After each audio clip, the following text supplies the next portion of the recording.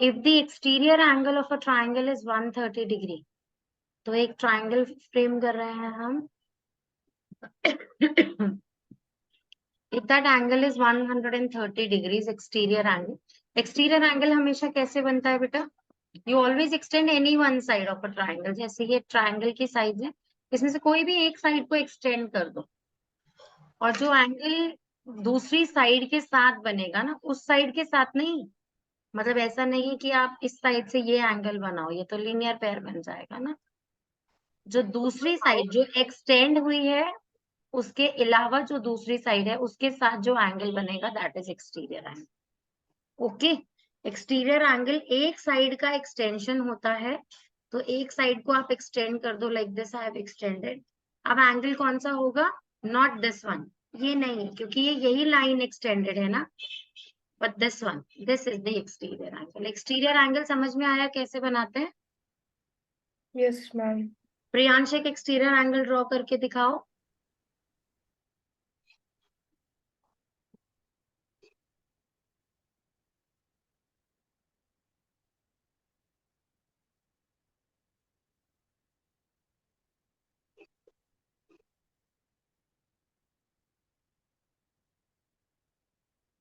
Is it right, mom? Wait, no, actually, I didn't make optimistic.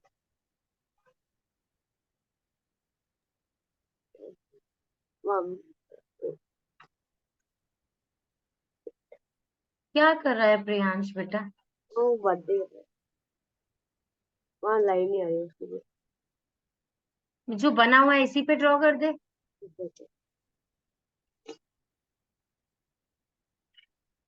Angle mark करो।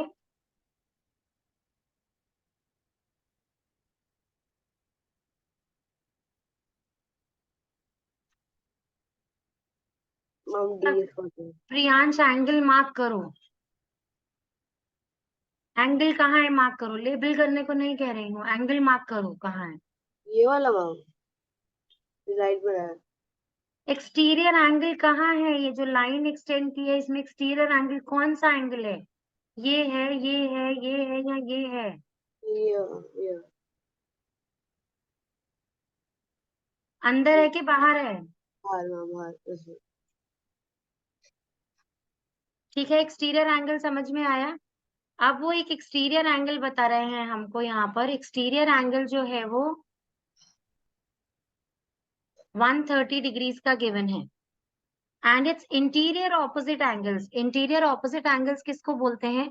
ये देखो, तीनों angles interior में होंगे। कौन से? ये 1, ये 2, ये 3।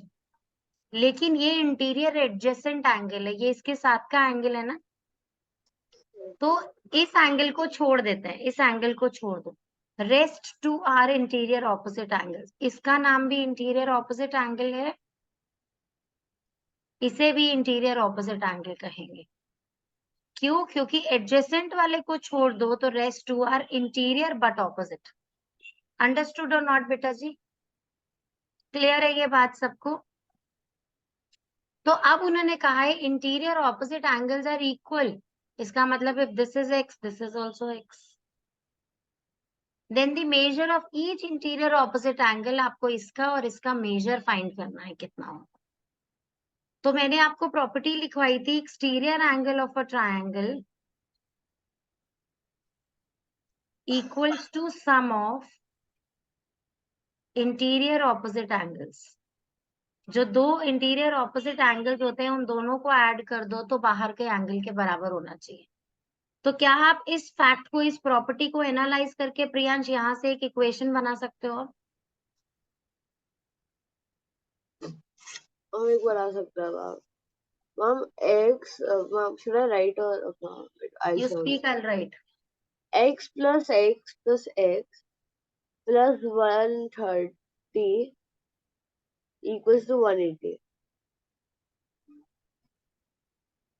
प्रियांश, एक्सटीरियर एंगल इक्वल है इंटीरियर ऑपोजिट के सम के। आर्या इक्वेशन बोलो। Ma'am x plus x equals 130 which is 2x equals 130. तो Mom, x it should be equals 180. बेटू प्रॉपर्टी कहती है कि एक्सटीरियर एंगल इक्वल होता है इंटीरियर ऑपोजिट के सम के, तो 180 कहाँ से आया? एंगल सम प्रॉपर्टी थोड़ी लगा रही हूँ, वो अलग प्रॉपर्टी है, ये अलग प्रॉपर्टी है। तो ये 2 ट्रांसपोज होकर डिवाइड हो जाएगा, 130/2 इज 65 डिग्रीज। x का वैल्यू इज 65, मतलब this is 65, this is also 65, right or not? Yes, ma'am.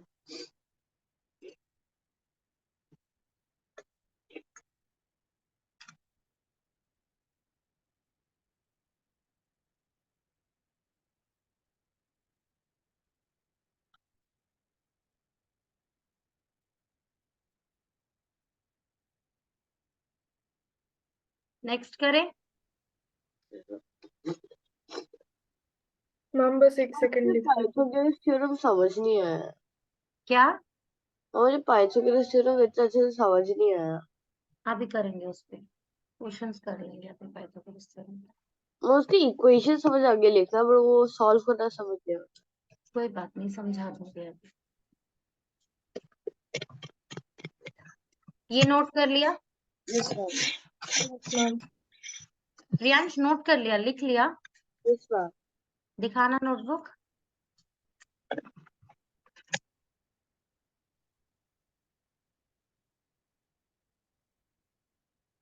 ये एक्सटीरियर एंगल प्रॉपर्टी लिखो वहां हेडर पे ऊपर।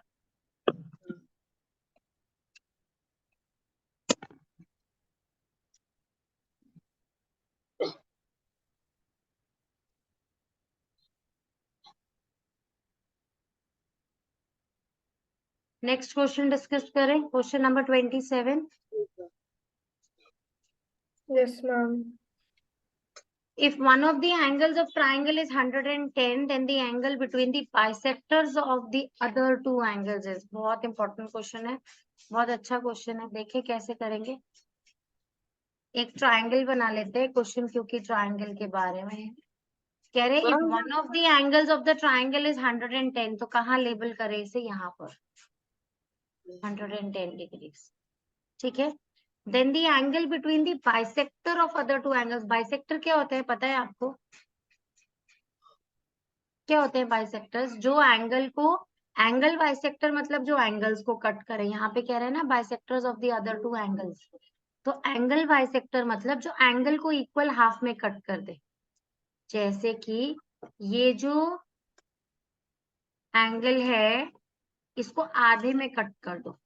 देखो हाफ में कर दिया ना, हाफ स्लाइस कर दिया ना दोनों पूरे एंगल का। Yes, ma'am. ऐसे ही इधर वाला एंगल देखो, इसका भी हाफ कर दिया। Yes, ma'am. अब क्वेश्चन कह क्या रहा है? क्वेश्चन कह रहा है इनके बीच का एंगल आपको फाइंड करना है। This angle you have to. Ma'am, isn't it wouldn't be, ma'am? Ma'am, is the equation like x plus 110 equals to 180? ऐसा कुछ भी ऐसा ही प्लस करके इक्वल्स टू 180 नहीं करते हैं Priyansh. Ma'am, but full angle of a triangle is 180. Logic समझो पहले इस क्वेश्चन का।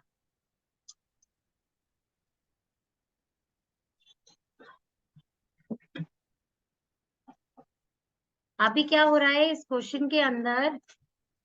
आपको मालूम है ट्राइंगल के तीनों एंगल्स का सम 180 होता है, राइट? अगर ये ABC ट्राइंगल है, angle A plus angle B plus angle C equals to 180 degree होगा, राइट? अब एंगल A का हाफ किया, या मैं अभी पहले एंगल A और एंगल C की वैल्यू निकाल कर दिखाती हूँ आपको कि एंगल A और एंगल C कलेक्टिवली कितने थे पहले, हाफ किए बिना। तो वहां पर B की जगह 110 पुट कर दिया equals to 180। Angle A plus C की जो वैल्यू आ गई वो क्या आई? इस 110 को ट्रांसपोज करके सब्ट्रैक्ट करोगे, 180 माइनस 110 इज 70 डिग्री, राइट बेटा जी और नॉट? अब angle A plus C 70 degrees है, मतलब ये पूरा एंगल और ये पूरा एंगल 70 डिग्रीज है, राइट और नॉट? लेकिन एक बात ध्यान से देखो बेटा, अब ये वाला एंगल सिर्फ हाफ और उसका हाफ, अगर दोनों फुल का टोटल मिलाकर 70 है तो दोनों के हाफ्स का टोटल मिलाकर क्या होगा? ए और सी 70 है, अगर मैं दोनों का हाफ कर दूं, ए और सी का हाफ कर दूं, तो 70 का भी तो हाफ हो जाएगा ना बेटा। Yes, ma'am. तो it means half of angle A plus half of angle C will be equal to 35 degrees, right और नॉट? Yes, ma'am. इसका मतलब this small angle and this small angle, they are what? They are 35 degrees, right or not? Why can't we just, wow, I have one doubt, ma'am. Can't we just divide 70 by 2? तो 70 by 2 ही तो किया है, 70 by 2 is 35. Half of 70 is 70 by 2 only. अब मैं इस point को नाम दे देती हूँ D. Now in triangle ADC, ADC triangle में भी तो एंगल सम प्रॉपर्टी लग सकती है बेटा. Angle D plus angle A, half of A लिखूंगी मैं, क्योंकि येलो वाला हाफ ऑफ A है, A नहीं है, plus half of C equals to 180 degree होगा बेटा. Yes, ma'am. Yes. इसमें इन दोनों की collective value is 35. Angle D plus 35 is equals to 180. तो angle D will be equal to 180 minus 135 will be 145. 45. What? आया समझ में कि नहीं आया बेटा? Well, I had one doubt, ma'am. How did you तो get this part? ये एंगल 145 डिग्री आ गया. बोलो बच्चे. Priyansh, Well, how did you get the circled part?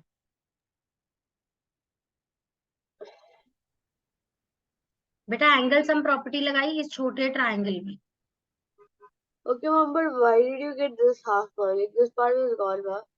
Why is it written in fraction, ma'am? Fraction. इधर देखो, जब आपने एंगल सम प्रॉपर्टी इस ट्राइंगल में लगाई तो इस एंगल का नाम क्या है? That is half of A no बेटा. Yes, वो ma'am. ए का आधा ही है क्योंकि बाइसेक्टर था ना. Yes, तो ma'am. Half of A plus half of C equals to plus D equals to 180 degree. Angle sum property है ये तो. Yes, ma'am. करो इसको नोटबुक में सिस्टमैटिकली, एंगल डी का वैल्यू फाइंड करो जल्दी से, quickly. Now we are starting with question number 28. In triangle ABC, AD is the bisector of angle A. तो सबसे पहले जैसे जैसे वो क्वेश्चन बताते जाएंगे वैसे वैसे we'll keep making it. आपको एग्जाम में भी ऐसा ही करना है, क्वेश्चन रीड करते जाना है और ड्रॉ करते जाना है ना. अभी ट्राइंगल ABC है, AD is the bisector of angle A. एक AD बाइसेक्टर ड्रॉ करना है. एंगल का bisector means cutting angle into two equal halves. Meeting BC at D, जो BC को D पर मीट करना चाहिए. एंगल बाइसेक्टर मतलब ये दोनों इक्वल स्लाइसेस हैं, इक्वल पार्ट्स हैं, right. CF is perpendicular to AB. CF is perpendicular to AB means it is making 90 degree का एंगल विद इट. तो कहाँ है CF? Should I mark? हाँ जी बेटा. Should I mark? Where is CF? तो this is what, this is CF. ये perpendicular है AB पे, राइट बेटा, है ना. And E is the mid point of AC, और E जो है वो मिड पॉइंट ऑफ AC है. मतलब AE इक्वल्स टू EC है बेटा. मिड पॉइंट मतलब दो इक्वल पार्ट्स हैं ये AE और EC. The median of the triangle is, triangle का मीडियन क्या है आपको वो बताना है इसमें से. मीडियन क्या होता है? Which cuts the opposite sides into two equal halves. बताओ मुझे ढूंढ के इसमें से कौन सा मीडियन है. सोचो. अगर मैं ट्राइंगल इस तरीके से बना दूं, उन्होंने थोड़ी हमें बताया कि ABC किस तरीके का ट्राइंगल है. अगर ABC इस तरीके से बना दूं, एंगल को कट करता हुआ इक्वल हाफ्स में बाहर आ रहा है ना. यहाँ पे 90 डिग्री का एंगल बना रहा है.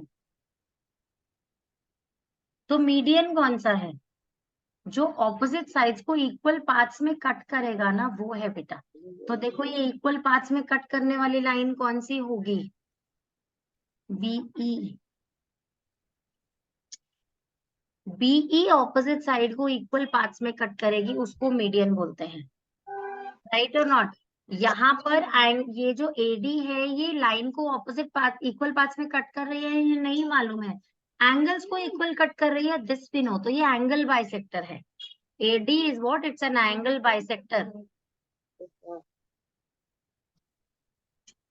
राइट? सीएफ क्या है? सीएफ इज अ परपेंडिकुलर,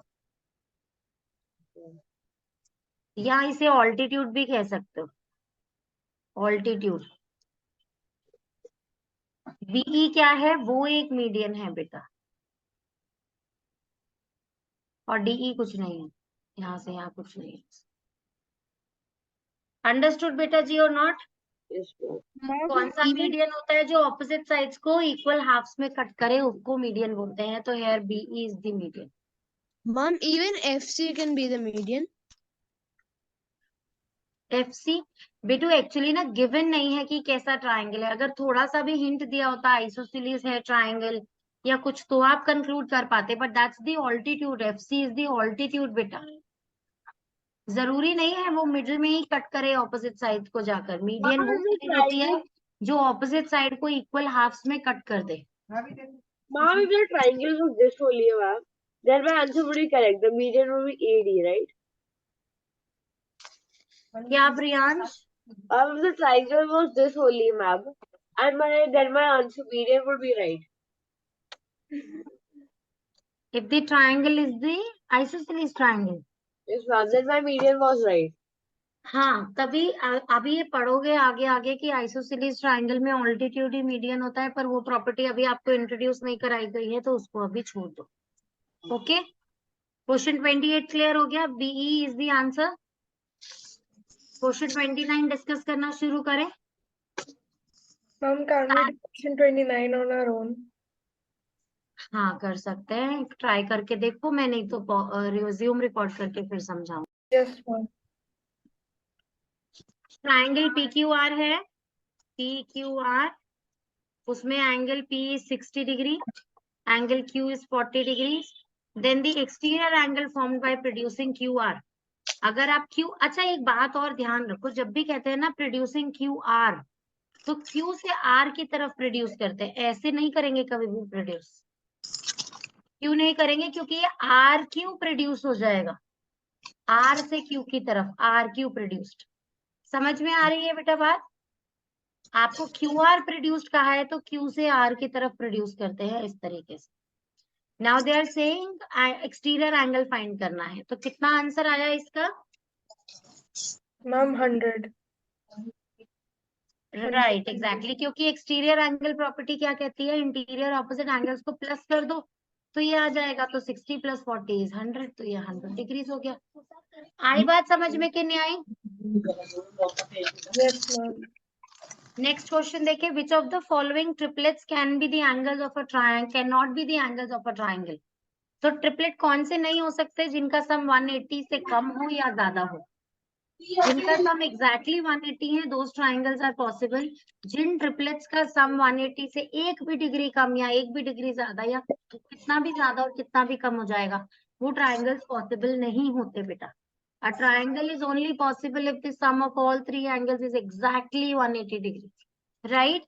तो सबको प्लस करके पता कर लोगे कौन सा 180 नहीं है इसमें से, that is not possible। Clear है ना? Okay, Yes. ma'am. Question number 31 करें जल्दी से, थोड़ा स्पीड इंक्रीज करते हैं बेटा, नहीं तो इसको एक हफ्ता लग जाएगा, ये एग्जाम्पलर फिनिश नहीं होगा। Which of the following can be the length of third side of a triangle whose two sides are 18 and 14? तो ट्राइंगल की दो sides are given to you 18 and 14, वो कह रहे हैं थर्ड इनमें से कौन सी हो सकती है, आपको Ma'am, बताना। Pythagoras theorem. No Pythagoras theorem, इसे इनइक्वालिटीज कहते हैं, या Ma'am, फिर angle sum, no angle sum property बेटा। angle sum property would be याद रखना, also. The sum of two sides of a triangle, sum of two sides of a triangle is always greater than the third side।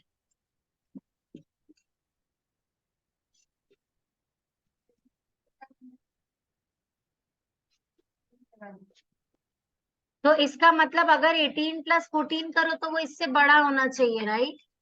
it should be above 32. It should be below 32 क्योंकि 18 + 14 का answer क्या है? 32. 18 + 14 is 32. तो अगर 18 + 14 is 32 तो 32 दो sides का सम बड़ा होना चाहिए फ्रॉम द थर्ड साइड. तो ना तो वो 32 हो सकती है, ना वो 32 से बड़ी हो सकती है थर्ड साइड. तो इसको तो Okay. क्रॉस कर दिया. अब 4, 3 और 5 में से डिसाइड करना है कि कौन सी साइड होगी. तो अब आप ऐसे भी कर सकते हो कि 18 और 4 प्लस करके देखो वो 14 से बड़ा है. यस है. 4 और 14 प्लस करके देखो क्या वो 18 से बड़ा है? नो, वो तो इक्वल है. तो 4 भी नहीं हो सकता.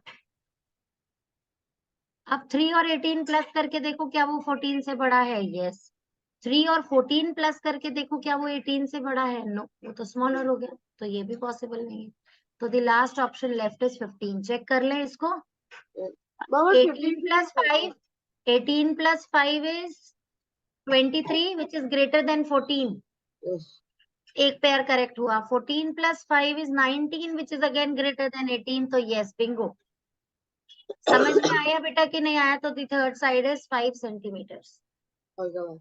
आपको ये प्रॉपर्टी समझ में आई है? प्रॉपर्टी क्या कह रही है? प्रॉपर्टी कह रही है कि अगर आप दो साइड्स को ऐड करें तो वो तीसरी साइड के से बड़ा होना चाहिए. मतलब 18 + 14 शुड बी ग्रेटर देन 5. देन 18 + 5 शुड बी ग्रेटर देन 14. जो थर्ड लेफ्ट होगा इन दोनों को ऐड कर रहे हैं, इससे बड़ा होना चाहिए. ऐसे ही 14 + 5 इन दोनों को ऐड कर रहे हैं, किससे बड़ा होना चाहिए आर्या? 14 + 5 किससे बड़ा होना चाहिए आर्या? मैम 18 से. Very good. अगर तीनों यस है तो ही ये ट्रायंगल पॉसिबल है, अदरवाइज नहीं. देखो है ना तीनों yes. 18 + 14 is 32 greater than 5. Ma'am, so 23 is basically, greater than 14. ma'am, 19 greater than 18. तो तीनों के तीनों क्या है? Greater than the third side है, इसीलिए this triangle is possible. ma'am, Priyansh, जब मैं बोल रही होती हूँ ना बेटा तो हैंड रेज करो और एक्सक्यूज मी बोल के रुको बेटा. बोलो अभी क्या कह रहे हो? ma'am, basically, the addition of the both sides should not be greater. In the sense, like the both sides, like if this 32 only, ma'am, the addition is the number is 33, ma'am. So it can be 32, but if it's 34, it can't be 34. Anything above the sum. बेटा 18 + 4 32 है ना. तो यहाँ 32 आ सकता है और ना यहाँ 32 से बड़ी वैल्यू आ सकती है. इक्वल भी नहीं हो सकते है, कभी छोटा हो सकता है. 31.9 तक कुछ भी हो सकता है. Okay, ma'am. अंडरस्टूड और नॉट? इनइक्वालिटी समझ में आ गई? तो हमें पता लग गया इसका answer is 5. Next, how many altitudes does a triangle have? कितने 90 डिग्री के एंगल्स बना सकते हैं ऑपोजिट साइड पे? Ma'am One. 3. ये 1, ये 2, Ma'am, ये can you 3. explain 30 again? Which question again, Reyansh? Ma'am, 30. Riyansh बेटू, तू अभी मेरे साथ साथ चल. तेरी मीटिंग अभी लीव हो गई थी, मैं रिकॉर्ड कर रही हूँ बेटा तेरे लिए. लेकिन बैच को थोड़ा तेजी से चलाना बहुत जरूरी है. This is a vast resource exemplar. तो साथ साथ में सॉल्व कर, मेरे पीछे पीछे नहीं चल अभी. तो कितने ऑल्टीट्यूड्स हो सकते हैं ट्रायंगल में? 3. जो कंटेंट Sorry, में ma'am, 31. कनेक्टिविटी इशू से, रियांश जो कनेक्टिविटी इशू से क्वेश्चन मिस हो रहा है, डोंट वरी, रिकॉर्डिंग हो रही है बच्चे तेरे लिए. Okay Okay, ma'am. चले 33rd डिस्कस करें. If we join a vertex to a point on the opposite side, तो अगर हम ऑपोजिट साइड से, this is the opposite side, इसे वर्टेक्स से ज्वाइन कर दें, okay, which divides that side in the ratio of 1:1. 1:1 का मतलब क्या होता है? इक्वल हाफ्स में डिवाइड हुआ. 1:1 मतलब अगर ये 1 है तो ये भी 1, मतलब दोनों इक्वल है ना बेटा, है ना? तो 1:1 की रेशियो में डिवाइड हुआ. What is the special name given to this line segment? इस लाइन सेगमेंट का क्या? Yes yes Priyansh, Oh, should I say that's यस, median, ma'am? Very good, median, very nice. तो जो ऑपोजिट साइड को इक्वल हाफ्स में cut करता है that is a median. Okay, next question number 34. Measure of angle x and y in the figure this is. आपको ये x और Y का मेजर फाइंड करना है. कैसे करेंगे? देखो दो तरीके हैं इस क्वेश्चन को करने के. सबसे पहले तो आप लीनियर पेयर से ये एंगल निकाल सकते हो. y 180 plus 120, y plus 120 is equals to 180 और ब्रैकेट में लिखेंगे लीनियर पेयर, है ना. तो 120 अब उधर जाकर सब्ट्रैक्ट हो जाएगा तो y is equals to 180 minus 120 is 60 degree. Right बेटा. Yes, sir. Now next part x को फाइंड करने के लिए आप एंगल सम प्रॉपर्टी भी लगा सकते हो. तीन एंगल्स की ये तीनों, Yes, sir. राइट. या फिर आप एक्सटीरियर एंगल प्रॉपर्टी भी लगा सकते हो. 120 is equals to sum of x and 50. जो मन करे वो यूज करो. अगर एक्सटीरियर एंगल प्रॉपर्टी स्कूल में मैम ने अभी नोटबुक में नहीं लिखवाई है तो वो यूज मत करो. एंगल सम प्रॉपर्टी से कर लेना. x plus 50 plus 60 is 180. तो x प्लस 110 इज 180. तो x इज इक्वल्स टू ये 110 सब्ट्रैक्ट हो जाएगा 70 डिग्री. आ गई बात समझ में कि नहीं आई? उन्होंने x एंड y पूछा था तो x की वैल्यू पहले 70,60 इज द आंसर. अंडरस्टूड बेटा जी और नॉट? अगर कहीं ऑप्शन 60,70 होता ना तब भी वो गलत हो जाता, क्योंकि पहले x का वैल्यू पूछा है तो पहले x का आंसर आना चाहिए. क्लियर है ये क्वेश्चन सबको? Yes, sir. प्रियांश मुझे ये सब क्वेश्चन नोटबुक में किए हुए चाहिए बेटा. हाँ, okay. Question number 35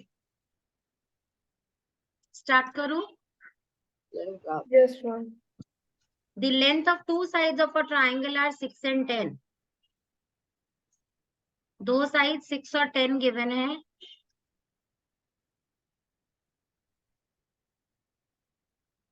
The length of the third side is third side बताओ.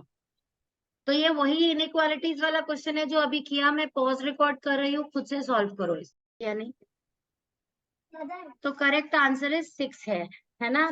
3 But को I thought 6 it से can ऐड be करके equal to. देखो 9 which is not greater than 10 तो ये कैंसिल हो गया. 4 को 6 से ऐड करो 10 विच इज इक्वल्स टू 10 अभी भी ग्रेटर नहीं हुआ, ये भी कैंसिल. 2 को 6 से ऐड किया 8 which is not greater than 10, ये भी कैंसिल. 6 को ऐड किया 6 से 12 which is greater than 10, very good. 6 को ऐड किया 10 से 16 which is greater than 6, very good. 6 को तो 6 से हो गया ना, सारे दोनों केसेस हो गए. तो 6 मैम इज आपकी हुआ कि मैम मुझे वो 4 से इक्वल हो सकता है. क्या मैम बच्चे? I thought it can be equal to ma'am मैंने 4 किया था मैम. -4 किया था. I thought it can be equal so मैंने 4 कर दिया. इक्वल अलाउड नहीं है बेटा, इक्वल भी अलाउड नहीं है. दो साइड्स का sum should be always greater than the third side. Ma'am, once I check the sum is what if the sum has options like that. Next question देखो. In right angle triangle, एक right angle triangle है ABC, right angle at B. तो B पर 90 degree का angle बनाना है B पर. Okay, BC is 3 centimetre, AC is 5. What is the length of AB? तो Pythagoras theorem समझानी पड़ेगी इसके लिए पहले एक बार, क्योंकि प्रियांश को समझ में नहीं आई है तो एक बार पहले पाइथागोरस थ्योरम समझ लेते हैं. पाइथागोरस थ्योरम कैसे होती है देखो बेटा. Pythagoras theorem right angle triangle में लगती है बेटा ऑलवेज. तो एंगल में एक 90 डिग्री का एंगल होगा तभी पाइथागोरस थ्योरम अप्लाई हो सकती है. ओके, तो यहाँ 90 डिग्री का एंगल. अब ये जो दो साइड्स है ना, ये दोनों साइड्स कुछ भी हो सकती है. किसी एक को भी बेस कह लो, किसी एक को भी परपेंडिकुलर कह लो, ठीक है. और ये जो ऑपोजिट टू 90 डिग्री है, जो साइड 90 के ऑपोजिट है, उसको हाइपोटेन्यूज कहते हैं. हाइपोटेन्यूज को H से, कैपिटल H से डिनोट करोगे, बेस को कैपिटल B से, परपेंडिकुलर को P से. पाइथागोरस थ्योरम सेज कि अगर आप हाइपोटेन्यूज का स्क्वायर करते हो तो वो P square plus B square के इक्वल होता है. राइट और नॉट? आपको ये हम बताएंगे बाद में कि किस एक इंडियन मैथमेटिशियन ने पाइथागोरस के इवन पैदा होने से पहले ही ये थ्योरम दे दी थी, और कैसे प्रूव होती है ये थ्योरम, इसके बारे में भी बात करेंगे। बस ये है कि इंडियन उस मैथमेटिशियन को रिकॉग्निशन नहीं मिला। चलो दैट इज योर होमवर्क, नाम फाइंड करना उस मैथमेटिशियन का, इंडियन मैथमेटिशियन का, मैम जिसने आई नो पाइथागोरस के पैदा होने से ऑलमोस्ट 300 साल शायद पहले। I know. अरे आई नो, अभी आप पढ़ाई करो जो बोल रही हो, don't interrupt me in between. बोला मैंने raise your hand when you are speaking. तो पाइथागोरस थ्योरम कैसे काम करती है उसके बारे में एक बार जल्दी से समझ लेते हैं। अगर आप इस साइड पर एक स्क्वायर बना दे, कैसे बनेगा? एक स्क्वायर बनाए यहाँ पर, ये मैंने साइड ली है और इसके ऊपर एक स्क्वायर इस तरीके से बनेगा बेटा, है ना?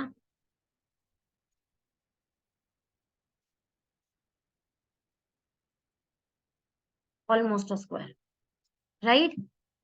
इसी तरीके से अगर आप ये जो परपेंडिकुलर है इसके ऊपर भी एक स्क्वायर बना दे,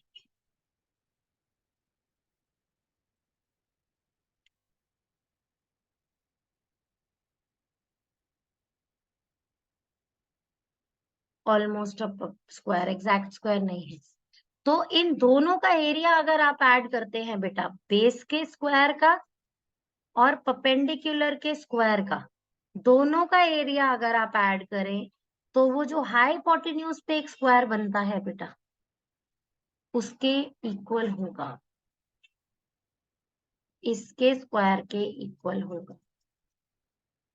परपेंडिकुलर पे बनने वाला स्क्वायर प्लस बेस पे बनने वाला स्क्वायर, दोनों का एरिया ऐड किया जाए तो हाइपोटेन्यूज पे बनने वाले स्क्वायर के इक्वल होता है।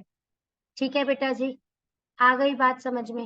And that is your homework कि कौन सी इंडियन मैथमेटिशियन ने पाइथागोरस के पैदा होने से पहले, कौन है पाइथागोरस? वो मैथमेटिशियन जिसने पाइथागोरस थ्योरम लिखी है। इनके पैदा होने से भी बहुत साल पहले ये थ्योरम दे दी थी, और इस थ्योरम का हिंदी में नाम क्या है वो भी, ओके, ये आपको फाइंड करना है। चलो अब इसके अंदर क्या है, अब मैं आपको वैल्यूज बताती हूँ कैसे फाइंड करते हैं।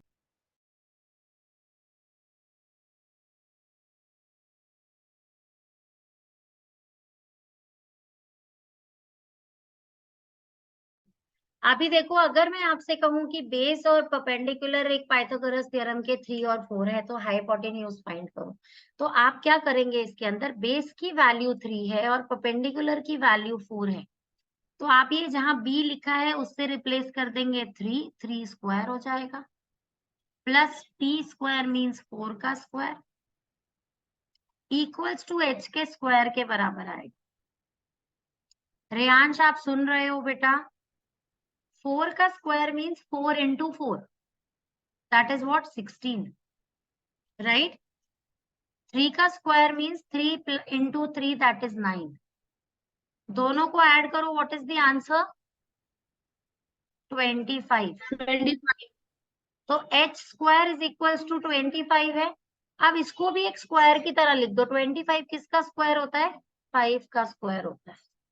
H square is equals to 5 का स्क्वायर, स्क्वायर से स्क्वायर कैंसल, हाइपोटेन्यूज की value is 5, hypotenuse 5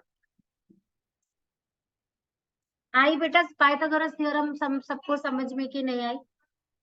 Yes, ma'am. ठीक है, चलो अभी मैं अगर ये कहती हूँ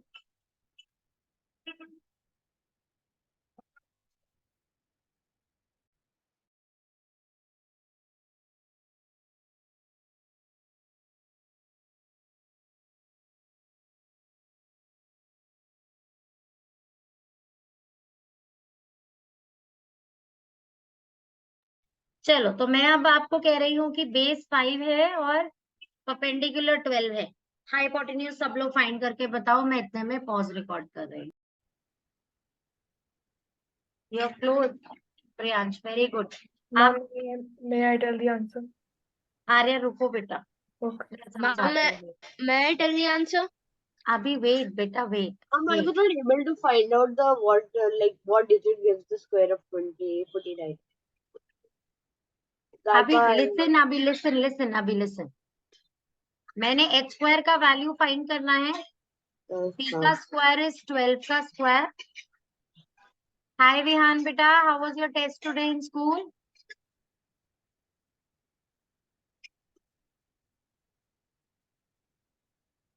Ma'am, it was fine. It was fine. Yes, ma'am. क्या क्वेश्चंस आए थे? Did you get the question paper? Ma'am, question. Ma'am, I didn't get the question paper, ma'am. We had to write in notebook only questions where we wrote answers. Okay. अभी Nilima ma'am की class है. Yes, ma'am. Breakout room join कर लो. Yeah, ma'am. तो अभी देखो Arya, answer समझ में आया क्यों गलत हुआ? प्रियांश समझ में आया? Yes, ma'am. Ma'am, Priyansh, actually, was ma'am, your answer the same? ma'am, I found it till here, ma'am. The rest I was went wrong. तो उसके लिए वो स्क्वायर्स याद करने थे ना जो मैंने बताए थे बेटू. Yes, ma'am. अगर स्क्वायर्स याद नहीं होंगे तो गड़बड़ हो जाएगी. समझ में आ गया? रियांश क्लियर हो गया? How this is this the correct thing?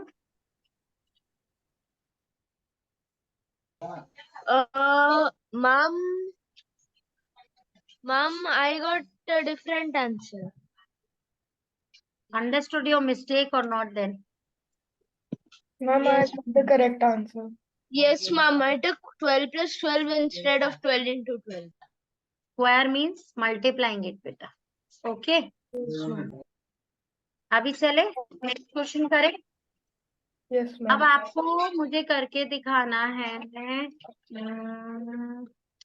Let me think.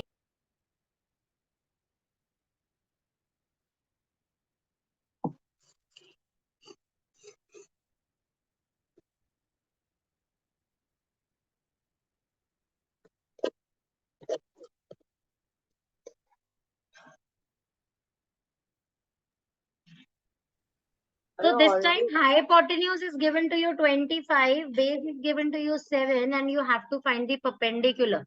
तो ये क्वेश्चन कैसे करेंगे एक बार वंस लिसन. हाँ, हाइपोटेन्यूज इज 25, तो हाइपोटेन्यूज की जगह h की जगह 25 लिखे. I will put it square. p square की जगह p स्क्वायर ही लिखेंगे. b स्क्वायर में b की जगह 7 एंड देन उसका स्क्वायर. राइट. Now 25 का square, I know 25 into 25 is 625. P square आप लोग कैलकुलेट करके देखोगे बेटा इसको 25 मल्टीप्लाई बाय 25 करके. ओके. और नहीं तो मैं एक क्लास में आपको ट्रिक भी बता दूंगी, नंबर एंडिंग विथ 5 के स्क्वायर्स जल्दी से कैसे निकालते हैं. 7 का स्क्वायर इज 49. अभी आप इसको ट्रांसपोज करके सब्ट्रैक्ट करेंगे तो p square is equal to 625 minus 49. What is 625 minus 49? करके देखे इसको. 625 minus 49 is what? 15 minus 9 is 6. 11 minus 4 is 7 and 5. 576. अब मुझे ये बात मालूम है कि 576 24 का स्क्वायर होता है. आपको इतना बड़ा नंबर नहीं आएगा एग्जाम में. आप लोगों को 20 तक के स्क्वायर्स ही आएंगे. लेकिन मुझे पता है तो मैं जल्दी जल्दी अप्लाई कर रही हूँ. 576 इज 24 का स्क्वायर. स्क्वायर से स्क्वायर कैंसिल. तो p का आंसर क्या हो गया? 24. 24. तो आपको इस क्वेश्चन में क्या डिफरेंट करना था? यहाँ ले जाकर सब्ट्रैक्ट करना था बेटा. और सब्ट्रैक्ट करके p स्क्वायर का वैसे ही वैल्यू फाइंड करना था जैसे h स्क्वायर का किया. क्लियर और नॉट बच्चे? Yes, समझ ma'am. में आया? चलो अभी मैं एक और क्वेश्चन दे रही हूँ आपको. एक और नंबर्स का सेट दे रही हूँ. आप मुझे उसकी अननोन साइड आइडेंटिफाई करके बस.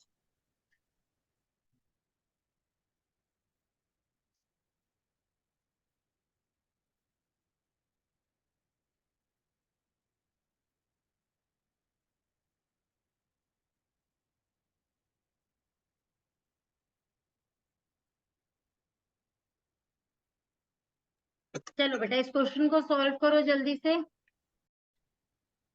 तो वेरी गुड, तीनों बच्चों का आंसर करेक्ट है, शाबाश। इसका मतलब कॉन्सेप्ट क्लियर हो गया, मतलब मैं जीत गई। ये आई वो है ना, बच्चों को कुछ न्यू समझ में आ जाए तो टीचर ही तो जीतती है। तो 100 minus 36 is b square, which is what? 64. b square, which is 8. Square is equals to b square, so b is 8. Very good. चलो अभी क्लास एंड करते हैं आज के लिए। होमवर्क बता देती हूँ क्या है आप लोगों का। होमवर्क इज 36 क्वेश्चन तक कर लिया है हमने। अब कोई Ma'am, new you already property gave नहीं है, homework. अब कोई न्यू प्रॉपर्टी नहीं है, तो आप लोग ये फिल इन दी ब्लैंक्स और ये सब, ये क्वेश्चन नंबर 63 तक कहाँ तक किया है हमने अभी क्लास में? 35। 35 तक किया है, तो 63 तक you have to complete as your homework, ठीक है? ग्रुप पे लिख सकता हो होमवर्क। राइट बेटा, चलो अभी रिकॉर्डिंग ऑफ कर रही हूँ। मैम